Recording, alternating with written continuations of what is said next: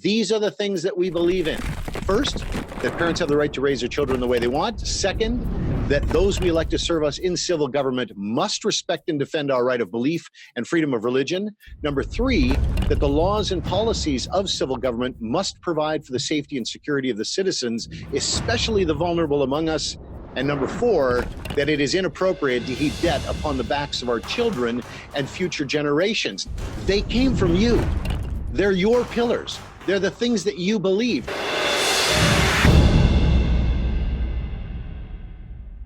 Okay, I'm glad you're still with us, because after a segment like that, sometimes people get kind of overwhelmed. I am not here to release the spirit of fear. That is not my purpose at all. My purpose is to have you be able to get excited when you hear down the road, when you hear all of a sudden people talking about money printing. You're going to go, oh yeah, that's right. Doug told me something about that. Yeah, that's kind of interesting. I got to pay attention to that. Or, hey, you know what? My bank is not being as cooperative as they used to be. I kind of understand what's going on. We're in a bit of a liquidity crisis right now. So I need you to please just pray covering. I'm going to be praying covering over you, but pray covering over yourself. Don't let the spirit of fear get a hold of yourself, man. We are definitely excited to be in the place we're at, in the time we're at, living in our nation. This is going to be an epic year, but we want to be prepared, eyes wide open throughout the entire year. That's why we're going to do this now. This is our Sphere Authority training template right here. And again, if you watch the January 2nd National Leadership Briefing, we talk about these training templates. We show you where to find them. You can download them from our website, nlbcanada.ca. We've got this, and this is intended for you to hear me do something. Like, I'm going to use this template, and then you're going to be able to either use a template you download from our site and kind of share the same message I share in your own words, in your own way, customize it, personalize it any way you like. But we want you to be able to articulate some of the concerns that we've got, or some of the things that we're excited about, or whatever. So that's why we do what we do here. Is I'm just going to model something very straightforward. It's going to be very short. It's a very short thing, because the Sphere Authority training video goes into this in very deep dive. It's a deep dive look at what you're looking at here. And I'm just going to show you an aspect of it from that point on. So moving forward. So let's take a look at it. Again, here we are. This is society. Right? These are the jurisdictions of society. These are actually governments within our society here in Canada. And I say governments because you might be used to seeing civil government referred to as a government. But you know what? You yourself, you are self-government. You have the government of yourself, of your own life. And this circle here represents your sphere of influence, your area of responsibility as an individual within society. The black line on the outside is the jurisdictional limit of the authority that you possess to manage and to deal with and to address the responsibilities you have as an individual citizen, constituent, a person in society. That's self-government. But then there's also family government, because when two individual governments come together as individuals, a husband and a wife, and they form a new government, they form family government, which gives them a different and broadened jurisdictional limit of authority, which, by the way, includes the children. So there's mom and dad, the big circles, and then the children are the little circles. And that is one of the things we believe in here in the National Leadership Briefing, is that parents possess all the authority necessary to make all the decisions within their government sphere about what it is that goes on with their children. That's a fact. But we also have church government. Now, some people view that as just the church, like, the physical buildings and all that. We view this as ecclesia. We see this as a governing assembly of citizens with a governing role. And that is a government within our nation, a civil government, and they have a jurisdictional limit of their authority. Now, really quickly, I won't go into great detail, but you can actually the church government and family government can actually cross over into each other's sphere, but it's only by what we call with permissions. So in other words, a family that attends a local governing assembly of citizens, a church, they would submit themselves to the authority of the pastor and say, I give you permission, pastor, to speak into my life. So then that church government That then would then cross over into the sphere of family with the permission of the family. And then obviously the individual would grant permissions to civil government or whatever. You can see how that works. A voluntary offering up of the right to speak into your life and or to engage in my sphere and to have authority within my area of responsibility as an individual, family, or church. Now, the problem is, and this is one of the reasons why we show you these templates, is because we want you to be able to communicate the challenges that we have.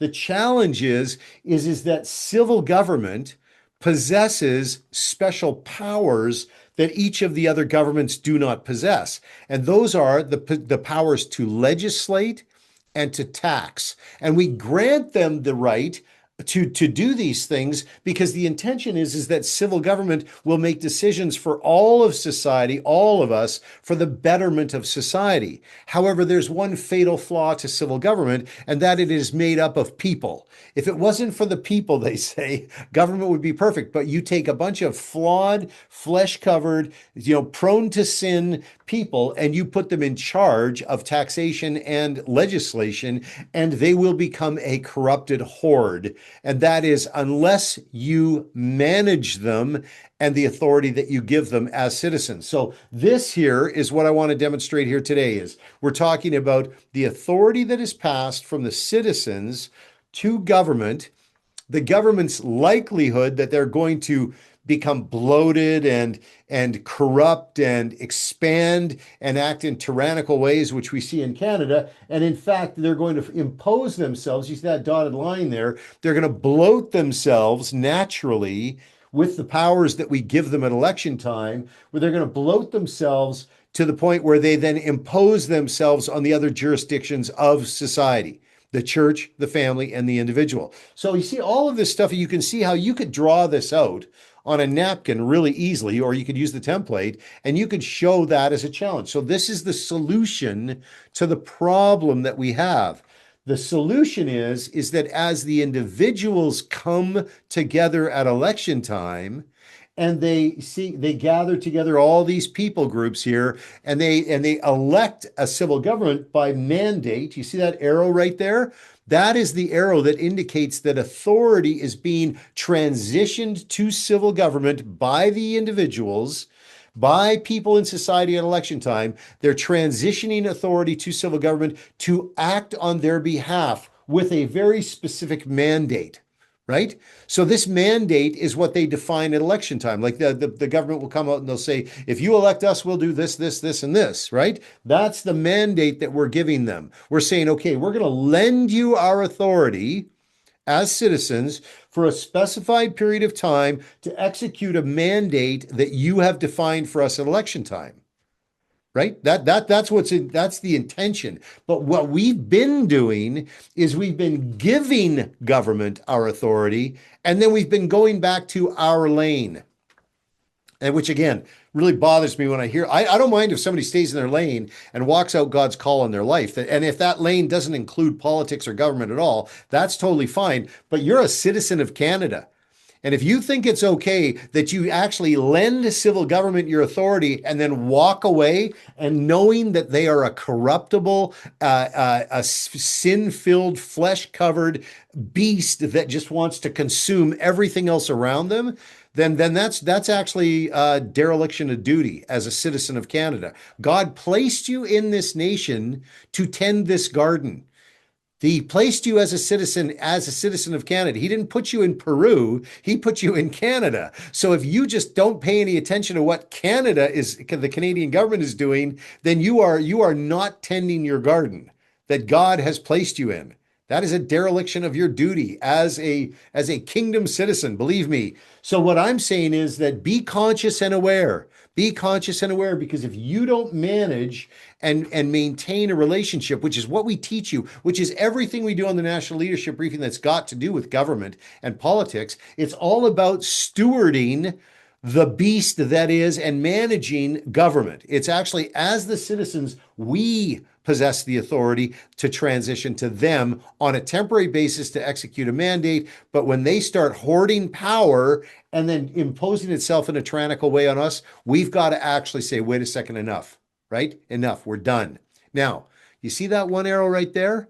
This is the last thing I'm going to say about this template here, is that if we don't tend to the mandate we give them, outside forces will bear upon the individuals in civil government, and they'll usually take all these little minions here and they'll buy them off and maybe even turn a couple of those little minions into big evil beasts like Carney. Like Prime Minister Carney, trust me, this arrow here represents the globalist horde that is coming over the hill in Canada at us. And they are in here to help the civil government consume everything with it. And I'm being generous with this little dotted line here. This dotted line with a globalist vision of Canada in a post-nation state world is the globalist idea is to consume everything within it. And the problem that we have with that here in Canada is that if you need to consume the church, how are you going to consume the church? If you're a globalist and you want to take over and control everything in society, the church is definitely going to stand in the way of that, because they won't bend a knee to an evil, demon spawn globalist. They believe in Jesus, and they will pray to God, the one true God, and they want to see they have their own vision, their kingdom worldview. So what are you going to do? Well, you're going to do everything you can to make them bow. And imagine what those are. Well, you're going to crush them financially. First off, you're going to wipe out their bank accounts. You're going to make sure that you're going to question their charitable status. You're going to go after you're going to shut them up too. You don't want them talking. So you hate speech legislation and all those things. You see what I mean? Like they're using legislation in Canada. The globalists are influencing our politicians to use the very things that we empower them to use to help us. They're actually influencing them from the outside to take us over. Okay, I hope this is good. This is really good teaching. And again, I told you in the beginning, who else is telling you this? Who else is actually telling you this? Nobody is, because again, I love you. All right. So they're going to just consume everything. The individual rights of the citizens. Oh, wait a second. We definitely don't want individual citizens to have guns. We don't want that. That could get in the way of our plan. So what we're going to do is we're going to take all their guns. Families, well, wait a second. Kids are always looking to their mums and dads for help and advice and all that stuff. We want to be the experts. We want our plan implemented. So what we need to do is we need to deconstruct the family, redefine mothers and fathers, make sure that schools are indoctrinating children in a different way, making sure that we have mature minor legislation that's passed by the evil scumbags in government to make sure that we can take children away from mothers and fathers who dare to teach their children a Christian worldview. I'm just telling you here, if we don't steward our mandate here, they're going to for sure steward theirs, and their vision is all encompassing.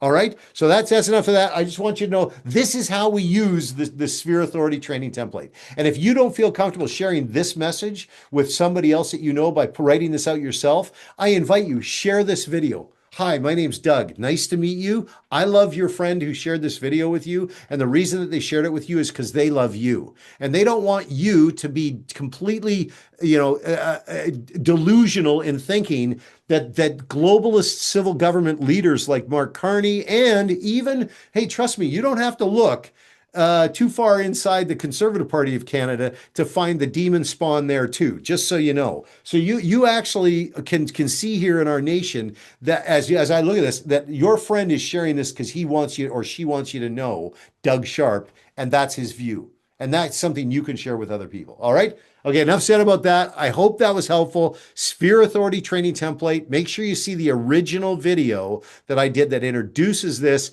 and then build upon your understanding of this as a template and use it as an effective tool moving forward to gather people around you who share your views and values and want this to be avoided. All right, come back right in a minute here. We got one quick other thing we want to do, and then I want to talk about the convention. And thanks for your time so far. The bear has been poked. It's time to wake up from our slumber and stand together, united as one. one family, one body, one church. We will not walk past the vulnerable. Say nothing, do nothing, and turn a blind eye. We are citizens of a great nation. We are good Samaritans to our neighbors. You are not alone. We are the largest unified voice in Canada. So we stand united. This is our rally cry. We are Christ to our nation. This is our battle cry. He shall have dominion from sea to sea and from the river unto the ends of the earth. Righteousness will reign. Justice will prevail. We are united.